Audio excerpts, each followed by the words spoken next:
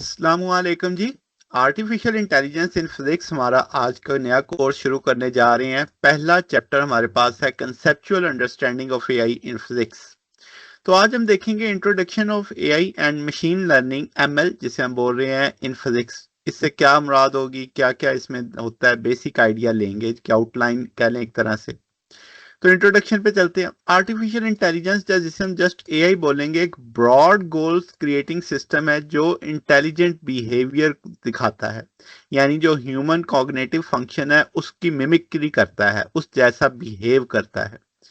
Machine learning की बात की जाए, एमएल, तो ये एआई का एक कोर सबसेट है जिसमें अलगरिदम पैटर्न को सीखता है, वो डाटा की मदद लेता है या एक्सपीरियंस करता है।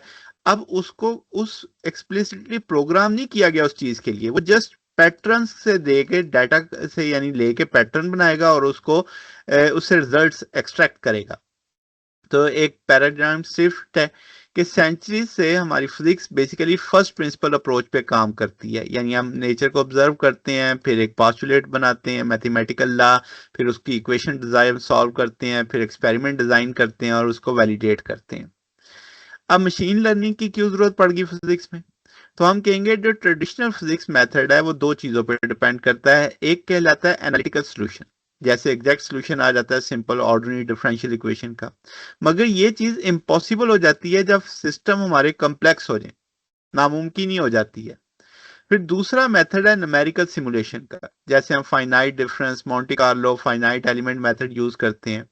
अब इसमें कर्स ऑफ डायमेंशनैलिटी आ जाता है, यानी जो कंप्यूटेशनल कॉस्ट है वो बहुत ज्यादा बढ़ जाती है जैसे जैसे सिस्टम का साइज बढ़ता है। तो फिजिक्स में जो मशीन लर्निंग है, जो डाटा ड्रिवन मॉडलिंग टूल है, वो कंप्लीमेंट करता है, यानी कामी पूरी करता है किसकी, एनालिटिकल और न्यूमेरिकल मेथड की, यानी इन दोनों मेथड्स की कंप्लीमेंटिंग करता है। तो मशीन लर्निंग फोकस करता है इंडक्टिव बायस पे। क्या मतलब कि मॉडल लर्न करता है पैटर्न ऑफ द सिस्टम से डायरेक्टली, जो एक्सपेरिमेंटल होता है या स्टिमुलेटेड डाटा होता है, उसे लॉज का नहीं पता होता, वो जस्ट डाटा से एनालिसिस ले रहा होता है। तो मशीन लर्निंग क्यों फायदेमंद है? जब सिस्टम बेहद कम्प्लेक्स हो जाता है, जैसे मैनी बॉडी फिजिक्स या फ्लूइड डायनामिक्स होता है जिसमें टर्बुलेंस होती है, तो स्टेट आप कह लो ग्रो करती है एक्सपोनेंशियली, जिसे हमने कहा था ना, कर्स ऑफ डायमेंशनैलिटी। तो जो ट्रेडिशनल सॉल्वर हैं जैसे रंगा कुटा है, वो इम्पॉसिबल हो जाता है कि उसे कंप्यूट किया जाए। फिर इसी तरह अगर हम बात करें एक्सपेरिमेंट जैसे लाइट एड्रॉन कोलाइडर एलएचसी में के, या जो एडवांस टेलीस्कोप हैं वो जनरेट करती हैं पीटाबाइट का डाटा। ह्यूमंस तो उन्हें स्कैन ही नहीं कर सकते मैनुअली, तो हमें एक ऑटोमेटेड पैटर्न रिकॉग्नाइजेशन चाहिए। फिर कुछ चीजें फिजिक्स में ऐसी होती हैं जो नॉन लीनियर या अननोन होती हैं, यानी हमें आउटकम पता होता है मगर हम इनपुट चाह रहे होते हैं, यानी इंटरनल स्ट्रक्चर ऑफ प्रोटॉन का देख रहे होते हैं फ्रॉम स्कैटरिंग डाटा।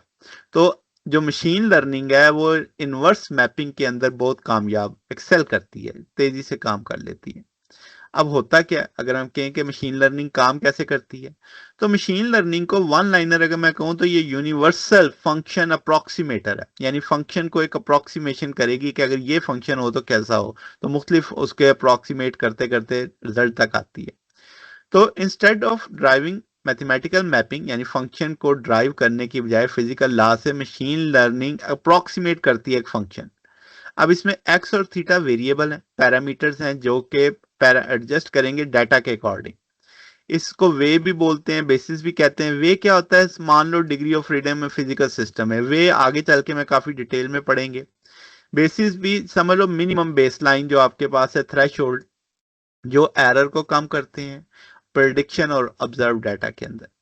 अब फिजिकल इंट्यूशन की बात की जाए तो फिजिक्स में जो सिस्टम है उसे हम डिस्क्राइब करते हैं स्टेट वेक्टर से हाई डायमेंशनल फेस स्पेस में। तो मशीन लर्निंग एक ऐसा रास्ता ढूंढती है लीस्ट रेजिस्टेंस का, highly complex multi dimensional energy landscape के अंदर, जिसमें एल्गोरिथम रोल करता है एक hypothetical ball down the landscape until it reaches the lowest point minimum error पे। तो अगर मैं इस बात को एक्सप्लेन करूं कि क्या है, तो जो मशीन लर्निंग एल्गोरिदम है, पर्टिकुलरली न्यूरल नेटवर्क जिसे हम बोलेंगे, वो सोफिस्टिकेटेड क्या होते हैं, इंटरपोलेटर होते हैं, यानी मैप इनपुट जो होती है कोऑर्डिनेट्स, टाइम, फीड स्ट्रेंथ को, उसको आउटपुट में लेके जाते हैं, energy level, wave function, phase level. तो ये जो लर्निंग प्रोसेस है ये एनालॉगस है, जैसे आप मिनिमम एनर्जी कॉन्फ़िगरेशन किसी सिस्टम की ढूंढें। एनर्जी को रिप्रेजेंट किया जाएगा लॉस फंक्शन में। इसमें यानी हमारे पास एआई में हम लॉस फंक्शन को लेके चलेंगे, तो मान लो वो एनर्जी होगा, जहां पे भी लॉस फंक्शन आए तो मान लो वो एनर्जी है। अगर यहाँ पे अब टाइप्स आ जाती है मशीन लर्निंग की, सबसे पहले सुपरवाइज्ड लर्निंग। इसमें जो मैपिंग लर्न की जाती है वो इनपुट से यानी होती है और लेबल आउटपुट से, यानी आपके पास आउटपुट भी लेबल है और इनपुट से हम इसे करते हैं। जैसे फेज क्लासिफिकेशन के फेरोमैग्नेटिक वर्सेस पैरामैग्नेटिक, हम एनर्जी प्रेडिक्ट करते हैं डिटेक्टर सिग्नल से, तो ये सारी आपकी इनपुट से हम लेबल आउटपुट के मैपिंग कर रहे होते हैं। अनसुपरवाइज्ड लर्निंग में क्या होता है कि जो हिडन स्ट्रक्चर होता है, अनलेबल्ड डाटा, अब इतना कुछ डाटा है जिसका हमें पता भी नहीं है उसके अंदर क्या कुछ है, तो हम उसका हिडन स्ट्रक्चर डिस्कवर करते हैं, यानी आइडेंटिफाई करते हैं order parameter without prior knowledge. मिसाल के तौर पे कंडेंस मैटर में क्या कितने को एलिमेंट कितने पार्टिकल्स होंगे, तो उनकी क्लासिफिकेशन। हम क्लस्टर देखेंगे कॉस्मिक माइक्रोवेव बैकग्राउंड में के अंदर, यानी जो अगर आप जेम्स वेब डाटा भेज रही है, ह्यूज डाटा होगा, अनलेबल्ड डाटा, पता नहीं क्या कुछ है, तो उसका जो हिडन स्ट्रक्चर है वो फाइंड आउट करेंगे। रीइंफोर्समेंट लर्निंग, हम क्या करेंगे, learn optical action through reward, यानी ट्रायल एंड एरर मेथड को देखेंगे। अब जैसे आप कहेंगे बीम टर्निंग इन पार्टिकल एक्सेलरेटर, और जो ऑप्टिमाइजेशन कंट्रोल है क्वांटम सिस्टम्स के अंदर, वो सारा हम इसके जरिए करते हैं कि ट्रायल मेथड और एरर को रिमूव करते जाते हैं, फिर ट्रायल करते हैं, फिर एरर को रिमूव करते जाते हैं। तो फिजिकल इन्फॉर्म लर्निंग, इसमें फिजिकल लॉ इम्बेंड कर दिए जाते हैं लॉस फंक्शन यानी एनर्जी के साथ, और डिफरेंशियल इक्वेशन विद कंस्ट्रेंट्स के साथ जैसे सॉल्व किया जाता है। तो ये तीन बुनियाद है हमारे पास जिसे हम कह सकते हैं जो मशीन लर्निंग।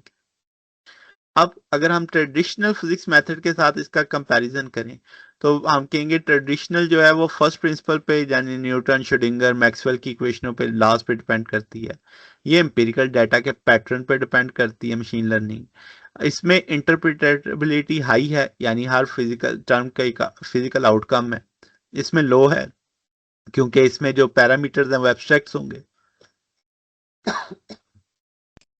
एक्यूरेसी की बात की जाए तो इसमें कंट्रोल्ड होती है वाया मैश साइज या बेसिस सेट, ये डिपेंड करती है डाटा की क्वालिटी और उसके आर्किटेक्ट पे। कॉस्ट की बात की जाए तो इसमें हाई कॉस्ट है क्योंकि प्रिसाइज सोल्यूशन होते हैं, ये भी हाई होती है ड्यूरिंग द ट्रेनिंग, मगर जब वो एक ट्रेन हो जाता है तो फिर लो हो जाती है जब उससे फायदा उठाते हैं।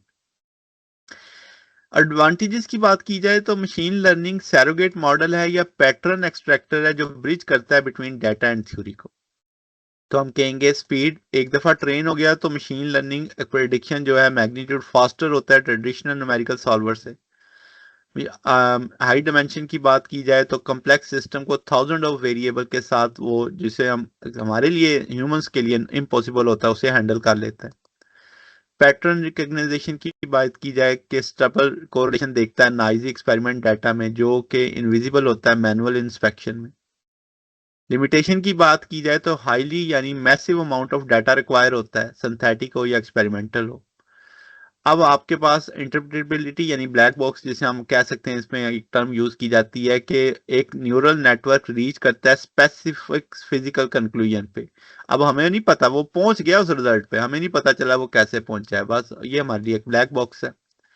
एक्सट्रापोलेशन की बात की जाए कि अक्सर फेल हो जाती है जब हम अप्लाई करते हैं physical regime outside the range of training data, यानी हमारा डाटा जितनी मिकदार पे सेट है हमने ट्रेन किया उससे ज्यादा डाटा आ जाए तो फेल हो जाने शुरू हो जाती है। तो ये हमारे पास इसका एक आउटलाइन है। तो ये हमने समझा कि मशीन लर्निंग क्या होती है, तो वो हमारा आज का टॉपिक था। अगर आपको इसमें कोई बात पूछनी हो, डाउट हो, नीचे कमेंट्स में पूछ सकते हैं। वीडियो अच्छी लगी हो वीडियो को लाइक कीजिएगा, दोस्तों के साथ शेयर कीजिएगा, चैनल को सब्सक्राइब कर दीजिएगा। अब तक के लिए इतना ही, बाकी इंशाल्लाह नेक्स्ट देखेंगे। ओके, अल्लाह हाफिज।